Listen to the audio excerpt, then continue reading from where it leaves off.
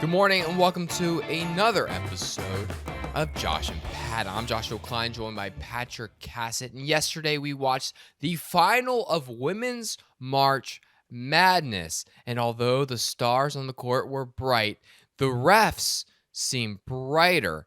Because, of course, why would you want, in the first time in sport history, that everyone seems to be invested in watching your sport, to have your best players on the court? The refs decided they wanted this to be the referee show. Patrick, what do you think was going on in yesterday's final, and how come fouls were given out to literally the only players that people wanted to see? Well, let's put it like this. If we're making a highlight tape for referees, yesterday's game's not making the cut.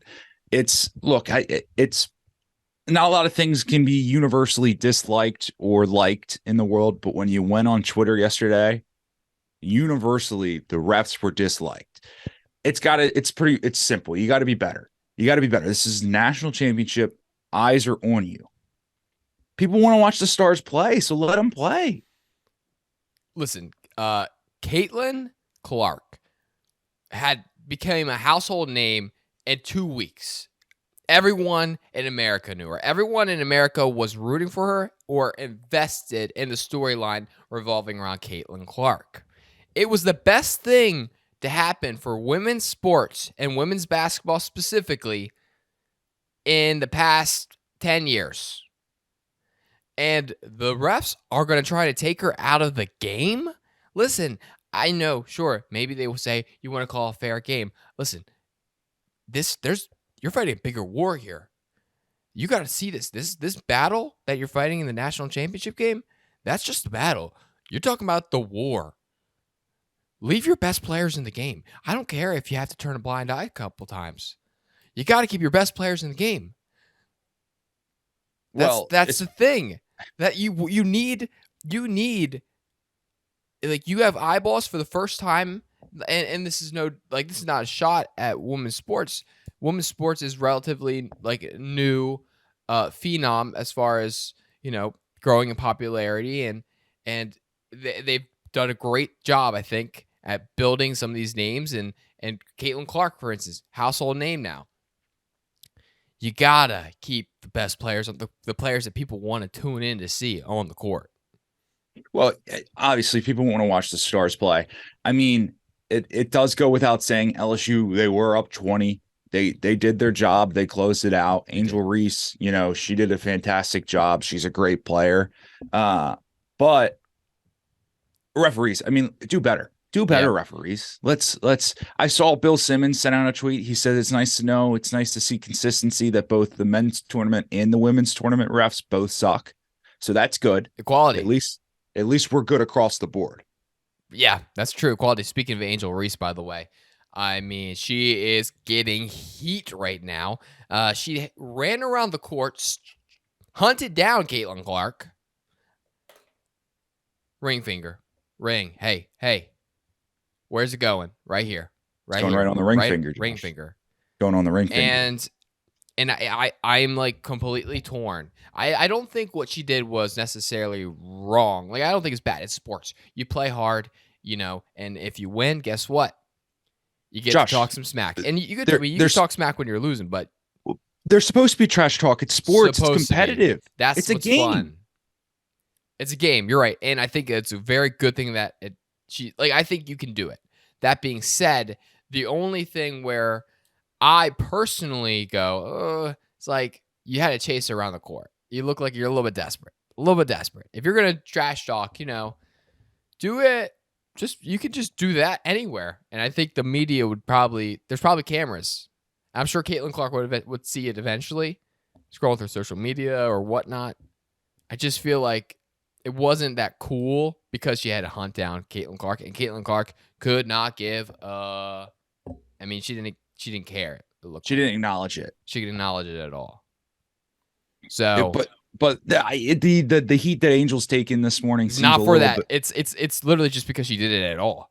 Yeah, and it's that seems a bit much. It's like, come on, like it's a competitive game. Like, this is the national championship. Like, if you're feeling yourself, which she was. They were playing good. Show some emotion. That's what we want.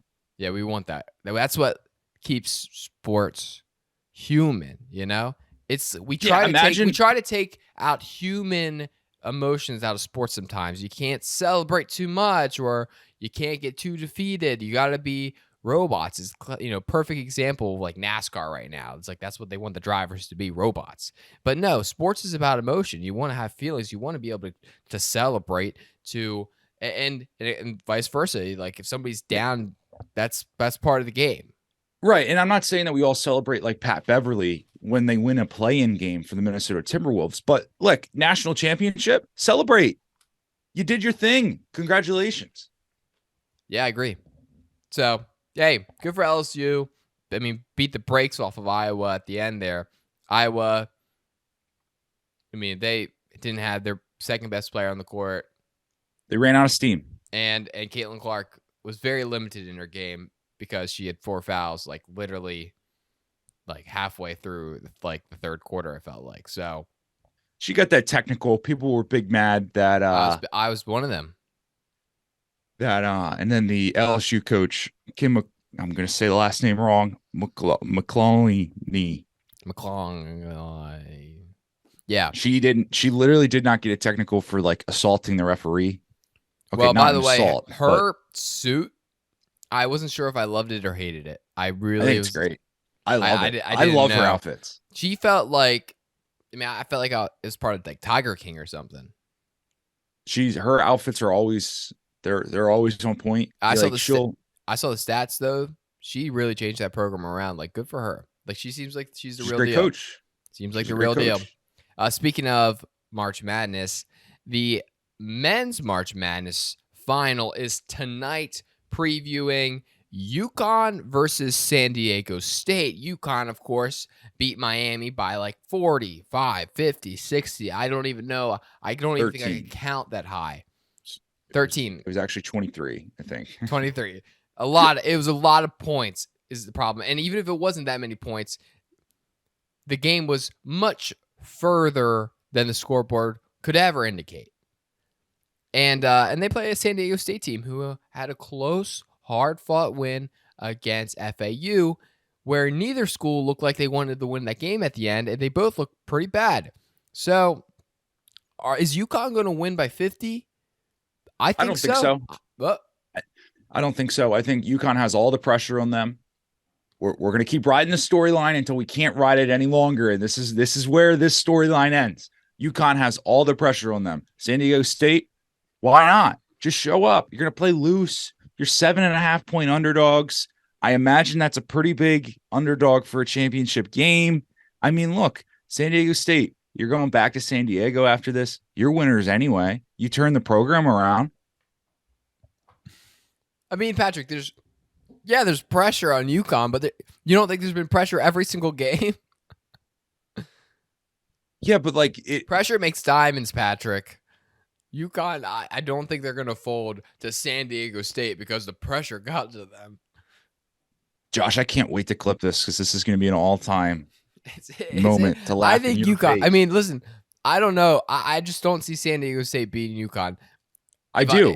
I think UConn can win by 30, legitimately. No, I do because San Diego State's a scrappy team. They'll try to play good defense. UConn, sure, they might shoot lights out, but San Diego State's good. San Diego State wouldn't beat Miami. Hey, San Diego State's good this year. Well, hey, this is where we differ, and I'm excited to see what happens. I'm excited to see because we've split in a lot of our picks this year, so I don't know. Personally, UConn by 30 seems like the logical. I actually might drive to Maryland to place a small to medium sum of money on UConn. But hey, who knows? Who knows? Moving on to the NFL, the Titans are trying to move to 3, or at least exploring the option of moving to 3, which everyone assumes is because they need a quarterback.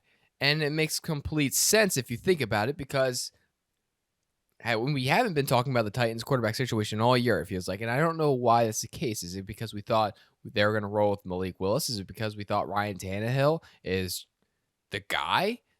No, like their quarterback situation is not great. And it is weird that it's just coming up now about us talking about their quarterback situation, because I feel like they were never one of the teams that we think of when we think of they need a quarterback, but makes 100% sense. They move up to 3. They try to get a young guy who could, I mean, just operate. They have a loaded team in a lot of places. I mean, they're still a good team. Right. The Titans have been quiet this offseason, and I think that's how they want it to be. They're looking at trying to move up to the number 3 position in the draft. I mean, you're going to have some guys there. Maybe it's a Bryce Young that falls. Maybe it's a CJ Stroud. Maybe it's Anthony Richardson. You're getting, one of those 3 guys. There's 3 quarterbacks in this draft. You're getting one of them. And right, so you're going to get one of them. The thing is that's really interesting about this is DeAndre Hopkins, Derrick Henry spotted working out together. Would DeAndre Hopkins be included in a potential trade up to the number 3 position? So then you'd be getting DeAndre Hopkins to Tennessee, and you would be drafting a new quarterback and a new weapon for him. I thought DeAndre Hopkins was a free agent. He's still under contract? Yep. Then how come he's making all these statements that he's like he's picking where he's going? No. See, that can completely confuse me, because from what I heard, he's just like saying, they're an option. They're an option. Like, so you don't have like the actual decision. Well, I think part of the reason is he's going to have to possibly restructure his deal wherever he goes. So he has to kind of talk to the teams. So are the Cardinals going to be like give him a say? I wonder. Yes, I think so. They're like trying to help him out because he's going to have to probably restructure his deal. Yeah. He basically kind of said that I'm willing to take a pay cut, but I want off this team. Okay. Good to know. Good to know. Well, listen, I don't think the Titans are very good at drafting quarterbacks, so I feel like I'm not really concerned about them having the 3rd pick. Yeah. And it's like, what are you going to get? You're going to get the leftovers of who the other 2 teams thought was great. So say, what would be very Titans pick? Trade up to number 3, draft Will Levis. Yeah, that's exactly what we were on the exact same page there. Yeah. Good. That's so let's play this scenario out. Let's play the scenario. So it's you be the Cardinals GM, I'll be the Titans GM. Got it. Okay. Ring you up. Cardinals front office. Hey, what's going on? It's over here. It's the guys in Nashville. How are you? Doing well. I hear you're interested in maybe trading up. Yeah, we're afraid that Will Levis guy's maybe going to get off the board. Can we trade up to the number 3 spot? Yeah, absolutely. We're gonna need. Can you send over Derrick Henry? Derrick Henry for DeAndre Hopkins? Yes. No. We can keep DeAndre Hopkins. What about like a second? No. What about next year's 3rd round pick? Anything you want. We need Will Levis that badly. Okay, perfect. So Derrick Henry, and then you'll get our 1st round pick. Sounds good. And maybe our 3rd round pick next year. Yep, that's what we want. Cool. Boom, and then they draft Will Levis. It's just like that. I think both teams got better in that trade. We should be. Why aren't we GMs? Well, maybe if Ken Francis can connect with you on LinkedIn, maybe we can get some contacts. And I've been trying to.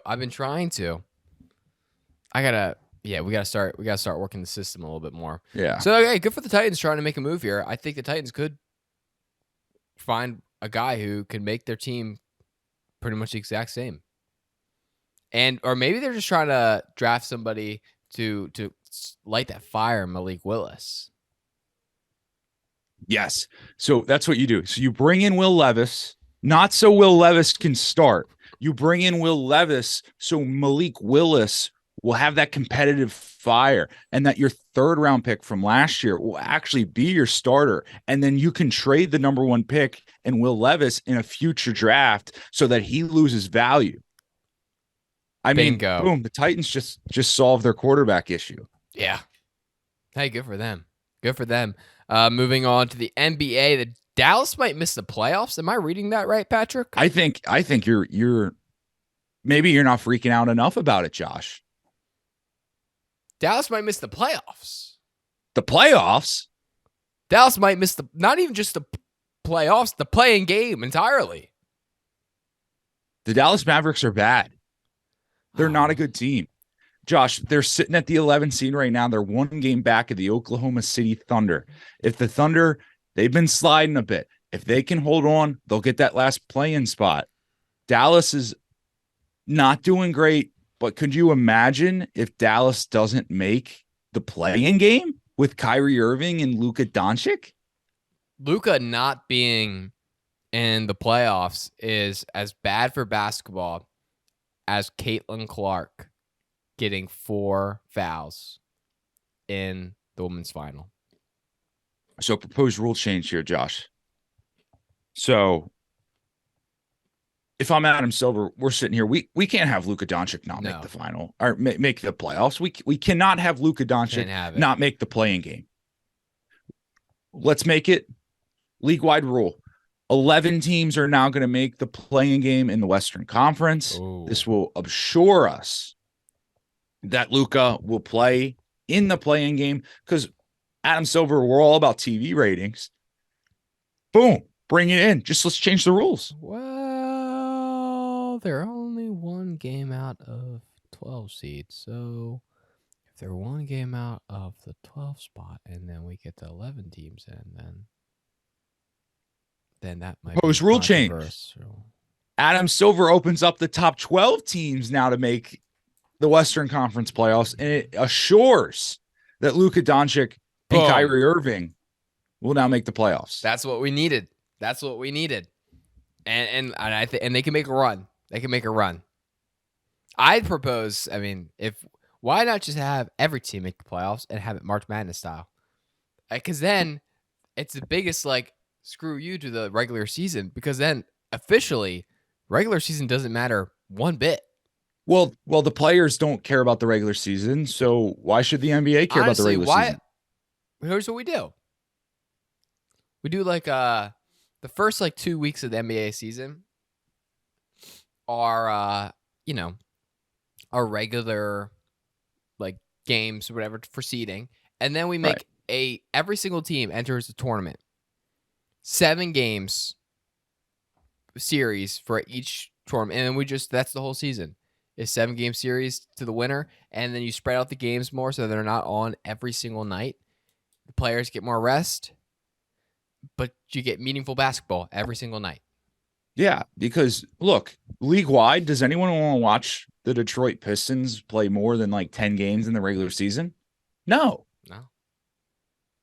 Do you want to watch the Milwaukee Bucks play more than 10 games in the regular season? Yeah. Yeah, sure. Yeah, I'm fine with that. It does suck. If you're if you're one of those bad teams and you're out first and you did your 7 seeding games or whatever, or 10 seed, we'll make it a fair number. We'll do 10, 15 seeding games. Mm-hmm. And then you get 7 more. So say your team played 17 games that year. Is that a lot? No, it's not too many. You're going to be pretty bummed out about that. But it's a full NFL season if your team didn't make the playoffs. Right. And the other thing is NBA is all about, player health. They're okay with guys resting. Imagine the amount of rest that you can get from season to season if you only play 17 games. I mean, so we're really talking about career longevity. I mean, LeBron might play till he's 75. Right. It would be a really positive thing for the NBA to go in this direction. Yep. I think we solved it. Good for us. Moving on to NASCAR. I'm red hot. Kyle Larson wins. And I'll tell you what, it feels good. He was due.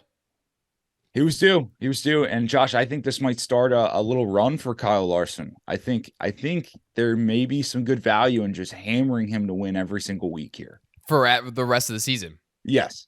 I think there might be. I mean, because he had some trials, some obstacles, some hoops he had to jump through in the first few weeks of the season there. He was Stuff struggling just to happens. finish a race. But pressure makes diamonds, and adversity creates people who can overcome adversity. And I think Kyle Larson he's walked that battle. He's shown that he can overcome that.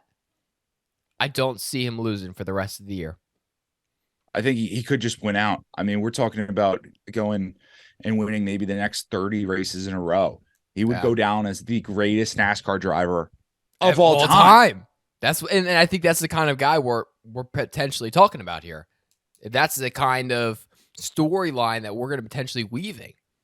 Yeah, when you and think I'm not here to spoil Friday's pick, but I mean, dirt racer, Kyle Larson on dirt. I mean, does it get much more of a lock than that? Is what Josh Klein's thinking. I'm not saying that. I'm just saying. I'm saying is we will see. But I mean, 30-time champion in the season is a lot. 30-time. I mean, he would be like Richard Petty who?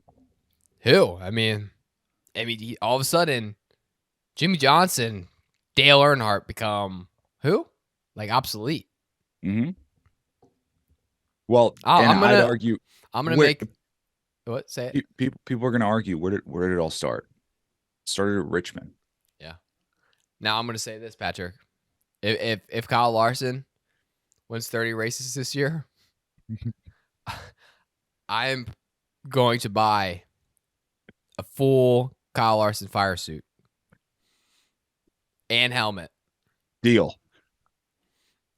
And I think that's I think that's fair. I think it's very fair. Right, because you would have more than enough money because if you bet on him every week. If I bet on Kyle Larson to win every week, yes. I'm good. Yes. We're gonna be in a good financial position. Yes. Cool. Hey, good for Kyle Larson. Shout out Kyle. Good stuff. Good stuff. Move it on. Number 6 on my sheet. Oh my goodness, we got Wrestlmania. Wrestlmania number 118. I think that's a high. I don't know about that. Wrestlemania number something. I think it's like 30s. 36? 5? 35? Whatever number Wrestlemania is, that happened. Here are the highlights. Well, only the highlights I care about. I only watched 2 matches. Let's go. Number 1. Number 1, we had Logan Paul versus Seth Rollins. Logan Paul came out hot, flashy. He looks like he's trying to be painted as the villain for now. Maybe they're going to have a little comeback story where Logan Paul goes from villain to hero. But I think they really wanted to capitalize on the Logan Paul hate in the media. So they made him kind of like the bad guy. Anyway, Logan Paul comes out with a Prime Bottle mascot who turned out to be business partner and massive YouTube star KSI. Then the two worked together to try to beat Seth Rollins, but ultimately Seth Rollins overcame all adversity and was victorious. Some say his experience in the ring really made the difference. Now we'll see what happens as Logan Paul's future is kind of uncertain as he's now lost 2 matches in a row after his hot start versus The Miz. Speaking of The Miz, Pat McAfee surprises the world while he walks out to challenge The Miz, who was in his suit saying, "No one challenged me. No one could beat me. I sent out a call. No one answered." Pat McAfee promptly answered as he beat the snot out of The Miz in a Snoop Dogg sanctioned fight, which some are saying is controversial, but if Snoop Dogg makes it official, it's official. And anyway, Pat McAfee remains undefeated in WrestleMania, and people are curious to see how long that run will continue. And is the Pat McAfee versus The Miz rematch a real possibility? There's my recap. Yeah, and people are asking. That's what we're wondering. And Josh, to answer your question, yes. It's going to happen. McAfee's not afraid of the moment. He'll come back. He'll come back. Now, he'll do it again. Well, he'll do it again. Just like he did the first time. And did he have some help from NFL tight end and friend George Kittle? He did. Yes. But he was winning that fight no matter Anyway, so I don't even know No, why this is a conversation. now I'm asking because this was WrestleMania 39. We all knew that. All knew that. Yeah, I knew it was 30s. yeah, we knew it was 39. We do that. Will you be committing to go to WrestleMania XL next year in Philadelphia, Pennsylvania? Oh, it's in Philly? Mm-hmm. Oh, heck yeah. That sounds awesome. We should do that. Yeah, I'm going. I'm there. But the problem is, I do like the luxury of just skipping through and watching the only fights I care about. That is nice. I But at the I same time, I go. can someone explain to me why like the difference between SmackDown and then WrestleMania and Okay, WrestleMania is the Super Bowl of wrestling, happens once a year. It's like right, I know that. it's the big I event. know that. SmackDown is like happens on Every Friday. I know. and then they have Raw, which happens like another day a week. It's the same. It's all the same.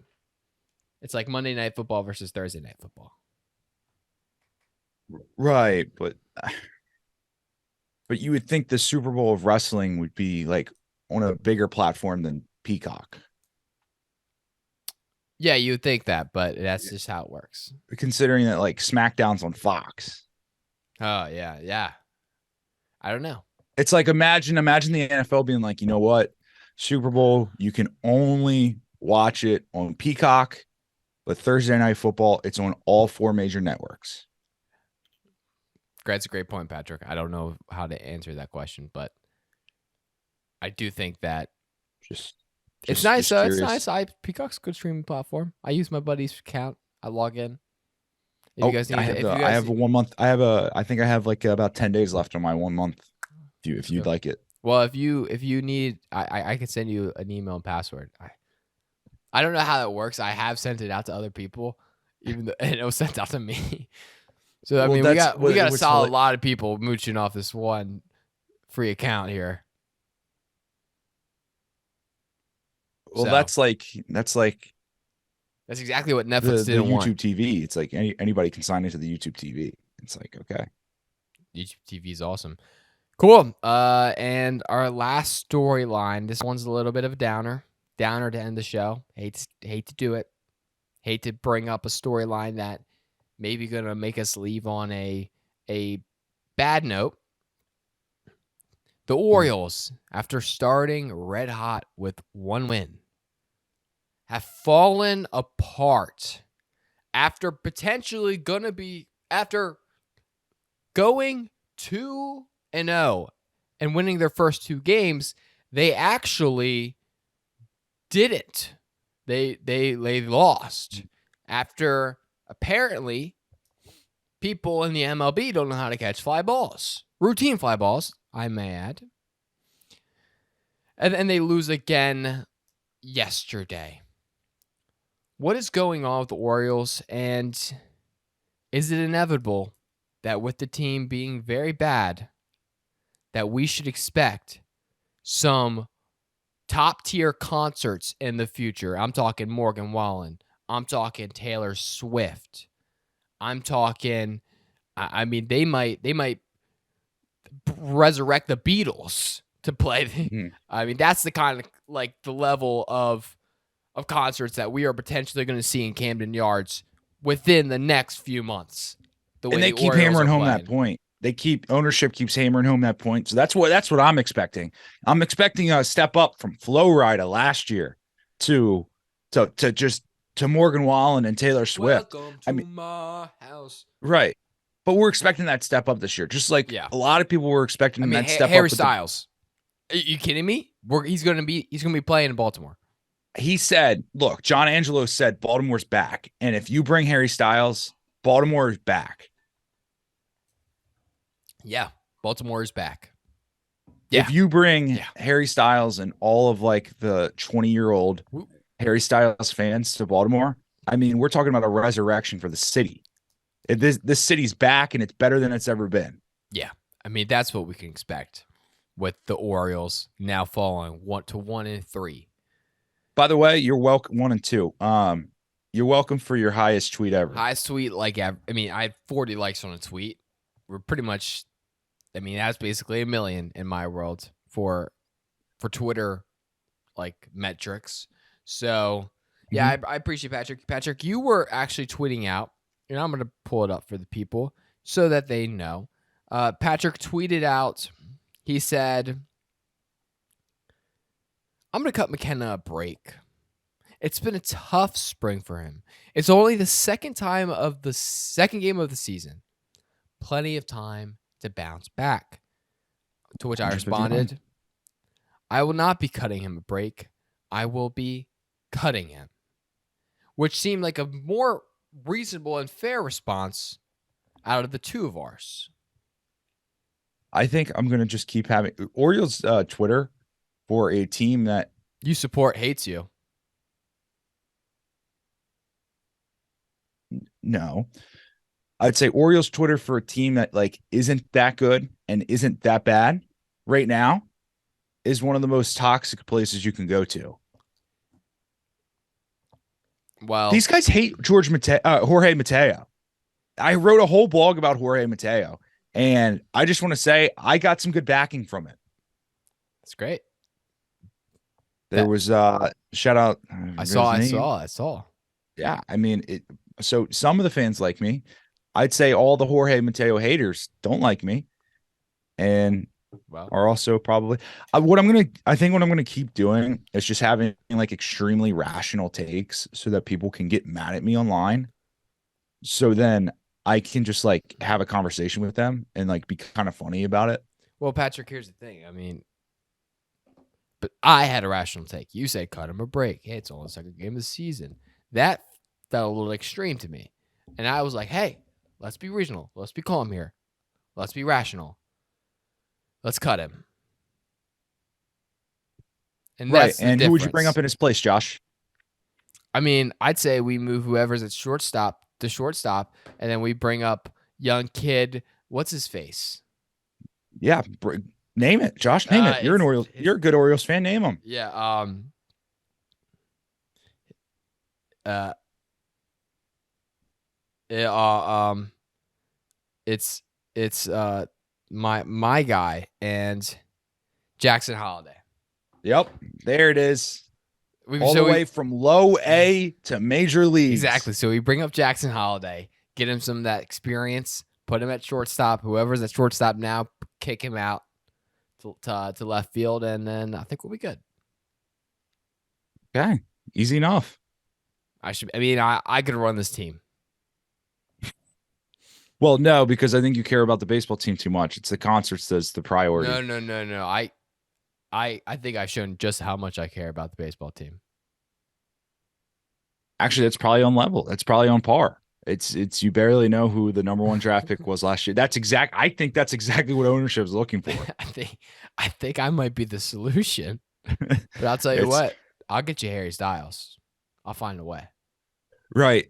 Ownership refuses to spend money on the baseball team, but you know what? We'll pay all the money in the world because it's the concerts. Because you got to pay money to make money.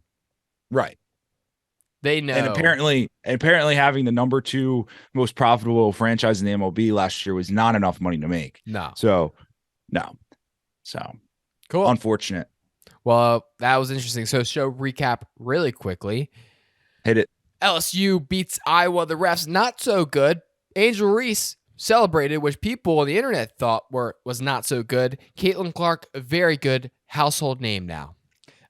NCAA men's championship, UConn versus San Diego State. I believe UConn will win by 55 to 60 to 70 points. Patrick believes San Diego State is going to win because UConn can't handle the pressure. The Titans are trying to move up to the 3rd pick overall to draft a quarterback, which Patrick and I presume will be Will Levis. That being said, it's strictly to motivate Malik Willis to play better and maybe be a franchise guy. Dallas might miss the playoffs, but if the commissioner, Adam Silver, is smart, he's going to expand the playoffs to maybe 12, 13 teams to make sure and ensure Luka Doncic and Kyrie Irving are playing in the games. And Josh, to cut you off, not only expanded to 12, 13, but in the future, expanded to every team. Every team. Yes, make it really good. NASCAR Kyle Larson finally wins, and he's probably going to win every single race for the entire season. So make sure you guys are hammering him on the sports books responsibly. And Wrestlemania Logan Paul versus Seth Rollins. Logan Paul loses in a tough match. Pat McAfee remains undefeated in WrestleMania versus The Miz. And then the Orioles have completely fallen apart. That's the show. Thanks for listening. If you're still listening at this point, make sure you guys DM us on Instagram at Picks and Pancakes, and you will receive a free mug. And additionally, make sure you go to our website, picksandpancakes.com, read about everything that's happening in sports, support the channel, rate us 5 stars, and you guys have a wonderful week and a beautiful day. Peace. A peace.